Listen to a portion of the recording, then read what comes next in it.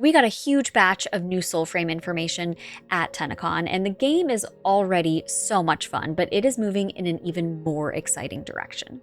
One of the biggest themes throughout this panel was how Soulframe is developing this game right alongside its community. So rather than spending years developing this game behind closed doors and then releasing it hoping that players enjoy it, the developers emphasize that player feedback is important when it comes to developing Soulframe. Every bug report, balanced discussion, and piece of criticism has helped to shape Soulframe, the game, really into what it is today. They are very grateful for everyone who has played.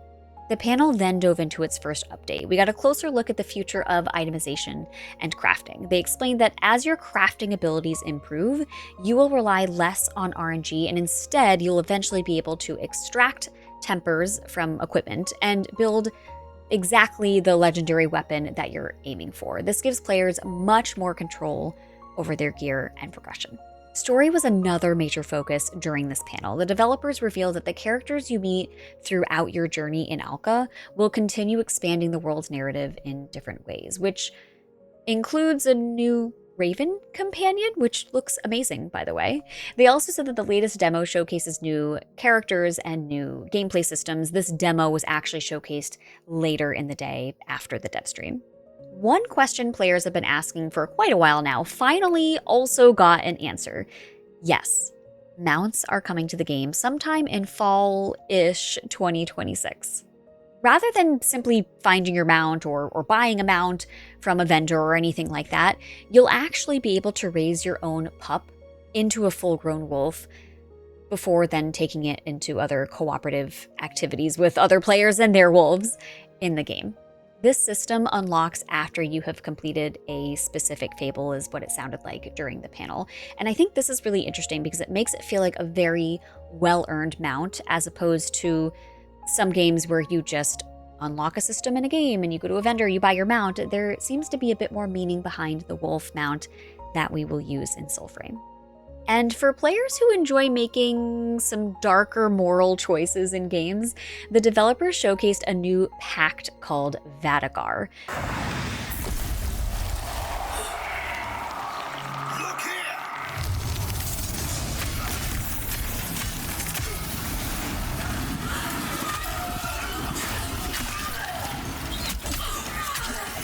Soulframe is introducing what they're calling an anti-envoy path, and this pact basically allows you to embrace a much darker version of your character. Vadagar twists and corrupts your virtues into something that's much different than what we've seen so far. It comes with 3 new abilities: Vault's Arc, which lets you throw deadly boomerangs at your enemies. There's also Zephyr's Tendril, which ensnares and weakens your enemies. And then there's also Osoroxi's Stampede, which summons a charging herd at all of your enemies. The world of Alka itself is also getting way more dynamic. Swimming is officially coming to Alka. It's officially coming to Soulframe, along with fishing. But actually, fishing comes with an interesting twist. The developers jokingly described it as vegan fishing. Yes, vegan fishing. Instead of harvesting fish, you will catch creatures that are corrupted, you cleanse them, and then you throw them back into the wild. During this panel, the developers also announced a new weather system that will influence gameplay in meaningful ways. So it basically means that it's opening up the door for unique encounters throughout the world, events throughout the world based on the weather system, what the current weather is in the game. Now, the developers did not provide specific examples during the panel, but they did hint at some of the possibilities for some of these events and cool things that might happen throughout Alka. Speaking of events and encounters, players who are at home during this live stream during TennoCon, if you were playing Soulframe, there was a new boss that you could stumble upon. During the live stream, the developers released a brand new corrupted boss into the game. Her name is the Mendicant Rainbreaker. This boss is a terrifying knight that sits atop her equally terrifying horse. And if you were a player at home during this live stream, if you were playing Soulframe, you could go off and find this brand new boss. The Devstream also featured Jennifer English, who is the voice actor of the Empress of Eldvale, and she spoke about how impressed she was with the Soulframe writing, and the audience also got their very first in-game look at the Empress herself. The panel wrapped up by reflecting on Soulframe's unique development journey so far.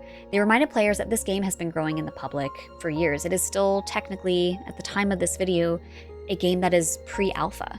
And they reminded everyone that every piece of community feedback, from things that were broken or things that were questioned or challenged, has directly impacted the game. And they thanked the community for all the testing and critiques and support that has been given during its development.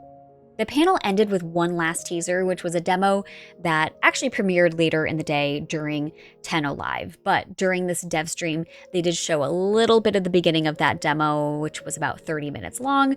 So they showed maybe the first minute of that, and it was incredible. If you have not seen it so far, please make sure you do.